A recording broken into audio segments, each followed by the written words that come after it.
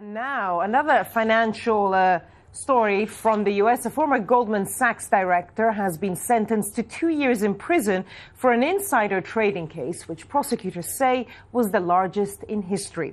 Rajat Gupta also received a $5 million fine and was told he must surrender to authorities by December 11th.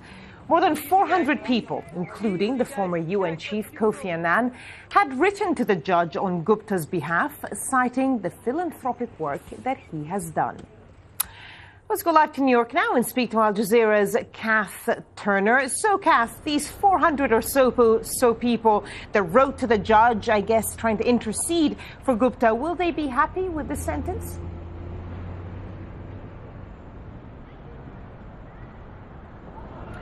Well, Barbara, I would describe this as quite a modest sentence. 2 years, 1 year of supervised release after those 2 years are served, and certainly a lot less than the 11 years that Gupta's co-conspirator Raj Rajaratnam is serving currently in prison.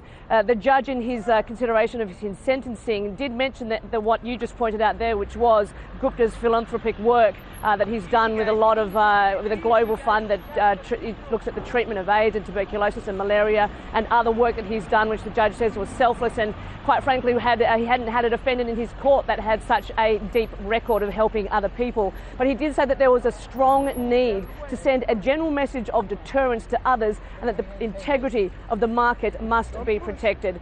So in that sense, when you consider the fact that the lawyers themselves actually suggested a sentence of community service in either New York or Rwanda, which the judge immediately dismissed, 2 years considered modest, but he will spend time behind bars. I guess there must be, considering how much anger there is still towards the financial sector in the States, blamed for the financial crisis. A lot of people must be very upset about the fact that he's only going to jail for 2 years.